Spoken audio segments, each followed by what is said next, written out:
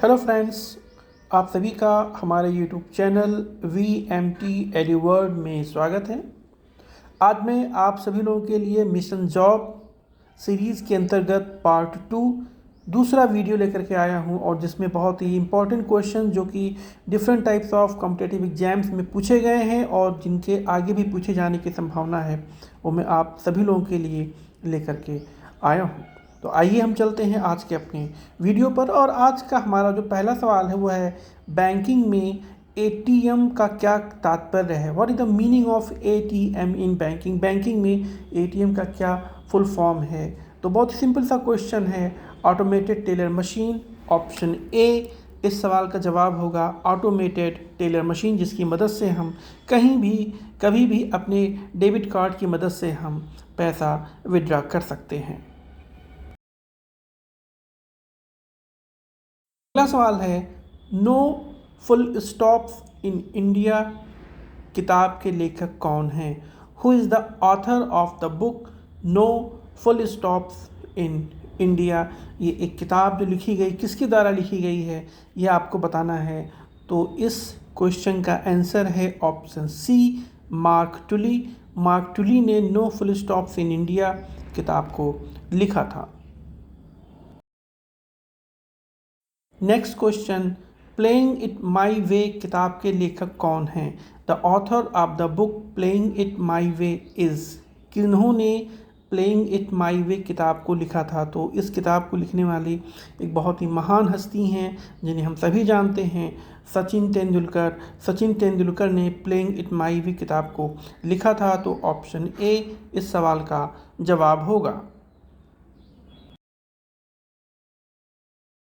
Next question, my experiments with truth पुस्तक के लेखक हैं। The author of the book my experiments with truth is. ये भी बहुत ही फेमस किताब है और जिसके लेखक माननीय हमारे मोहनदास करमचंद गांधी जी हैं। ऑप्शन ए इस सवाल का जवाब होगा Mohandas Karamchand Gandhi.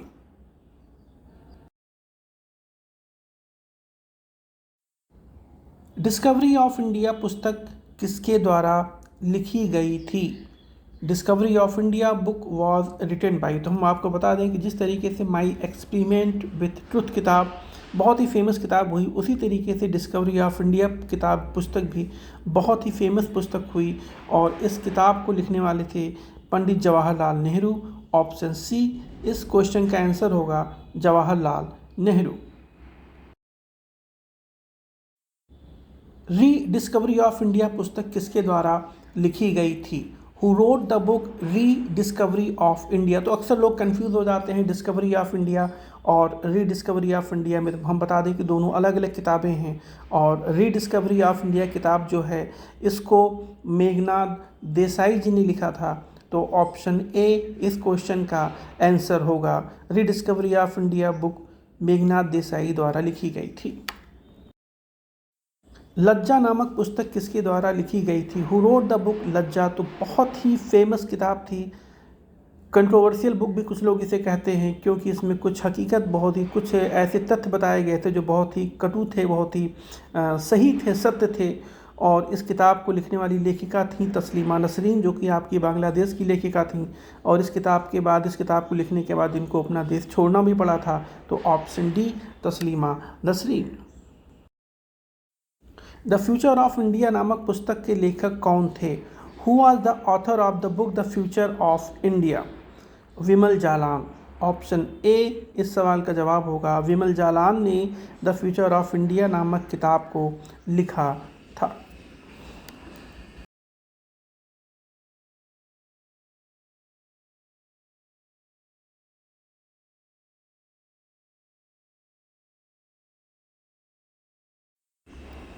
India Wins freedom क्या है। और द इंडिया विंस फ्रीडम, ये एक सवाल पूछा गया है कि इंडिया विंस फ्रीडम क्या है। तो अक्सर लोगों को लगता है कि कोई किताब है, क्या है ये। तो हम आपको बता दें कि ड्रामा है, किताब है, कविता है, या कोई ऑटोबायोग्राफी है, क्या है। तो ऑप्शन सी इसका जवाब होगा, it is an autobiography. India Wins Freedom एक आत्मकथा है। अगला सवाल भी हमारा पहले वाले सवाल पर ही आधारित है। इंडिया विंस फ्रीडम किसकी आत्मकथा है? Whose autobiography is India Wins Freedom? तो हम बता दें आपको, इसका जवाब होगा मौलाना अबुल कलाम आज़ाद। ऑप्शन ए इसका जवाब होगा। मौलाना अबुल कलाम आज़ाद साहब की ऑटोबायोग्राफी जो थी उसका नाम था इंडिया विंस फ्रीडम।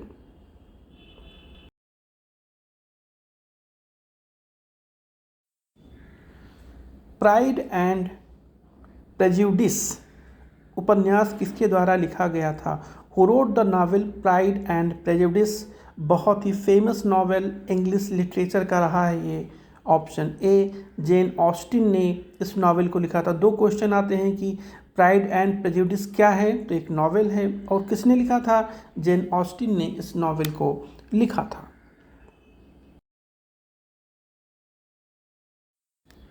(1984) पुस्तक के लेखक कौन थे? Who was the author of the book 1984? ये एक किताब थी, बहुत ही फेमस किताब थी, और इस किताब को लिखने वाले लेखक का नाम था जॉर्ज ऑरवेल। ऑप्शन बी इस सवाल का जवाब होगा। 1984 book was written by George Orwell.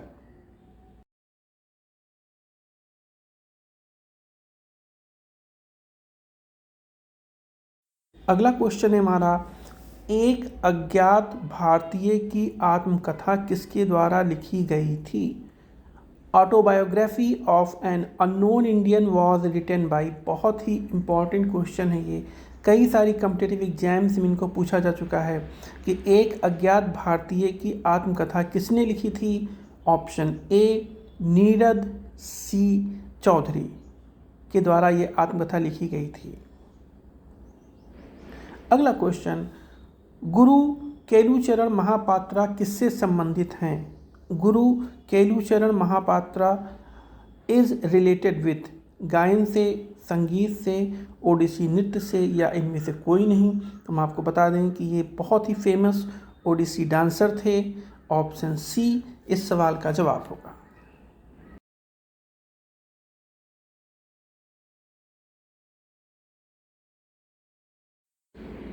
Prince of Wales संग्रहालय का नया नाम क्या है? What is the new name of the Prince of Wales Museum? इस संग्रहालय का नया नाम ऑप्शन ए है छत्रपति शिवाजी महाराज वस्तु संग्रहालय। Chhatrapati Shivaji Maharaj vastu museum option A इस क्वेश्चन का आंसर होगा।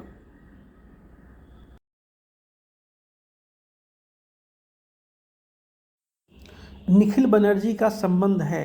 Nikhil Banerjee is related to, किससे जुड़े हुए हैं? सितार वादन से, ओडिसी नृत्य से, गायन से, या संगीत से? तो ऑप्शन ए इसका जवाब होगा सितार वादन। निखिल बनर्जी बहुत ही फेमस सितार वादक हुए हैं। Option A will be the answer of this question, sitar वादन।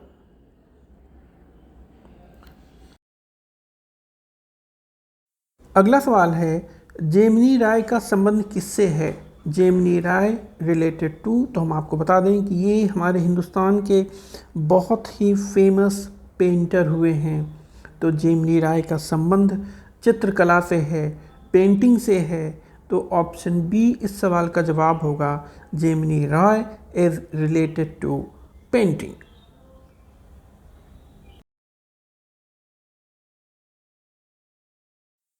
हमारा अगला सवाल है, अल्लाह रखा का संबंध निम्न में से किससे है?